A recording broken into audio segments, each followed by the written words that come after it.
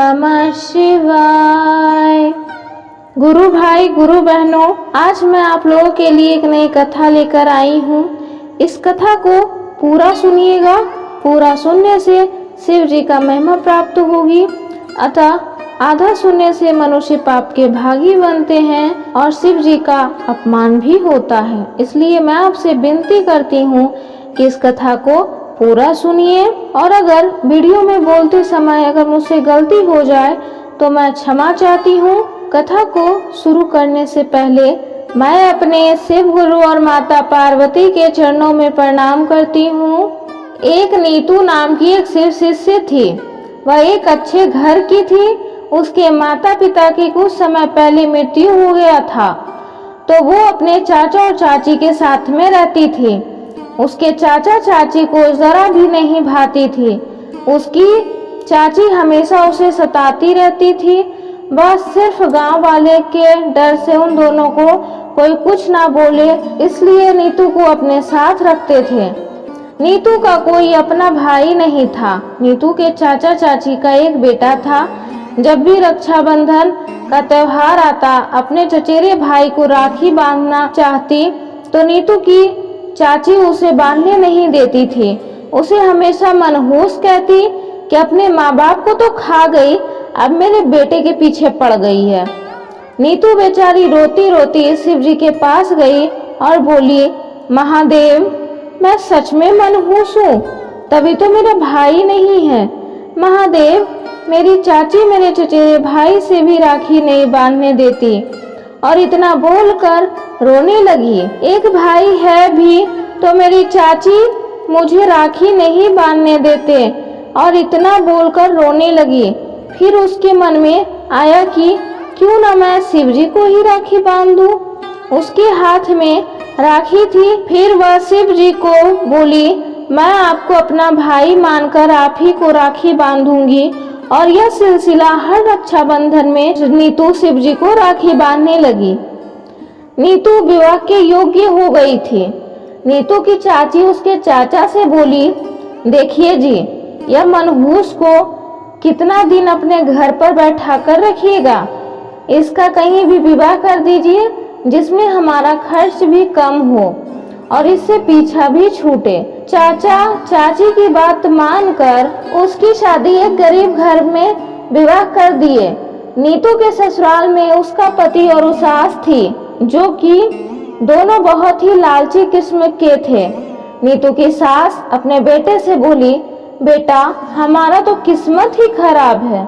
हमने सोचा कि अमीर घर में शादी कर रहे हैं तो बहुत सारा दहेज मिलेगा, लेकिन यह अपनी बेटी के साथ एक शिव जी की मूर्ति दे दिए कि जिससे हमारा गरीबी खत्म हो जाएगा। यह सुनकर नीतू का पति अपनी माँ की बातों को सुनकर हाँ में हाँ मिला दिया। नीतू बेचारी को अपने मायके में भी तकलीफ मिला और ससुराल में भी उसकी सास और पति सताते थे। कुछ महीनों बाद रक्षाबंधन का त्योहार आया। नीतू अपने पति से बोली, आप मुझे राखी लाकर दे दीजिए। उसका पति बोला, तुम्हारा तो भाई ही नहीं है तो राखी किसको बांधोगी। नीतू बोली, मैं हर साल शिव जी को अपना भाई मानकर राखी उन्हें ही बांधती हूँ।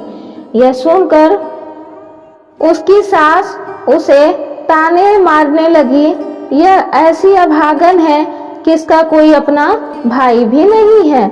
अगर भाई होता तो रक्षाबंधन में अपनी बहन को ले जाने आता और ढेर सारा तोहफा भी लाता। उसका पति नीतू पर चिल्लाने लगा और बोला कि नहीं, तुम शिव जी को राखी नहीं बांधोगी। तुम्हारा बहुत हो गया नाटक। जब देखो शिव जी जपती रहती हो और अब तो भगवान को भी राखी बांधोगी। इतना भी तुम बड़ा पवित्र नहीं हो। यह बोलकर उसका पति वहां से चला गया और तभी नीतू रोने लगी और महादेव को याद करने लगी। इतने में नीतू का चचेरा भाई आया और अपने साथ ढेर सारा तोहफा भी लेकर आया, जिसे देखकर नीतू की सास और पति दोनों खुश हो गए। तभी नीतू का चचेरा भाई बोला, नीतू बहन को मैं ले जाने आया हूँ। नीतू की सास नीतू से बोली, नीतू अपने भाई के साथ चली जाओ।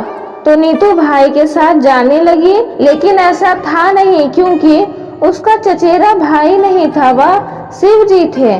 क्योंकि नीतू की सास और उसके पति शिव जी को राखी बांधने से मना कर रहे थे, इसलिए शिव जी अपने बहन के पास खुद राखी बंधवाने के लिए उसे लेने के लिए चले गए। नीतू भाई के साथ जाने लगी तो वह देखी कि उसका चचेरा भाई उसको एक राजमहल में ले गया। तभी नीतू बोली, भाई तुम मुझे कहाँ लेकर आए हो? नीतू का चचेरा भाई बोला, हम अपने घर आए हैं। बहन इतना बोलकर शिव अपने रूप में आ गए। यह देखकर नीतू रोने लगी। शिव जी बोले, तुम मुझे हर साल राखी बांधती थी, इस साल कैसे नहीं तुमसे राखी बंधवाता? तभी वहां माता पार्वती भी प्रकट हो गए। शिव जी उसे उस राजमहल में ले गए और फिर नीतू से राखी बंधवाई और उस राजमहल में उसका खूब आदर हुआ। और फिर शिव जी माता पार्वती दोनों मिलकर नीतू को ढेर सारा तोहफा देकर विदा किए। जब नीतू अपने ससुराल पहुंची तो उसकी सास और पति दोनों उस पर चिल्लाने लगे और बोले, तुम कहाँ गई थी? नीतू बोली, मैं तो अपने भाई को राखी बांधने गई थी। नीतू का पति बोला, झूठ मत बोलो, तुम वहां नहीं गई थी, क्योंकि वहां पे मैं गया था तुम्हें लाने के लिए, ताकि तुम्हें अच्छा लगे। नीतू का उस पर लांछन लगाने लगा। तभी नीतू ने सारी बातें बताई तो नीतू की सास और पति उस पर विश्वास नहीं किए और बोले, अपना झूठ छुपाने के लिए भगवान का सहारा ले रही हो, तुम मेरे घर से निकल जाओ। नीतू रोने लगी और बोली, नहीं, मैं सच बोल रही हूँ, शिव जी मुझसे राखी बंधवाने आए थे। यह सुनकर उसका पति गुस्से में नीतू को मारने लगा। नीतू शिव जी को पुकारने लगी कि महादेव, आप अपनी बहन का रक्षा कीजिए, आपको मैं दिल से भाई मानी हूँ, आज राखी का कर्ज पूरा करिए महादेव। तभी वहां पे शिव जी प्रकट हुए। यह देखकर नीतू की सास और उसका पति नीतू हाथ जोड़कर खड़े थे। तभी नीतू की सास और उसका पति शिव जी से माफी मांगने लगे। तभी शिव जी नीतू से बोले, बहन तुम मेरी बहन हो और हम तुम्हारे भाई हैं, ये किसी को साबित करने की जरूरत नहीं है और मैं तो इन लोगों को दंड दूंगा ही। तभी नीतू बोली, शिव भैया आप आ गए, मेरे लिए इतना ही काफी है, इन्हें क्षमा कर दीजिए। नीतू की सास और पति दोनों शिव जी से माफी मांगने लगे और फिर नीतू से भी माफी मांगे। फिर शिव जी दोनों को माफ कर देते हैं और फिर वहां से अंतर ध्यान हो जाते हैं। फिर तीनों खुशी खुशी रहने लगते हैं।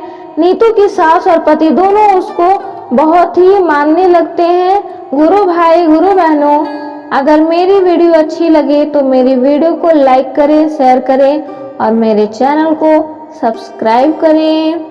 हर हर महादेव, घर घर महादेव।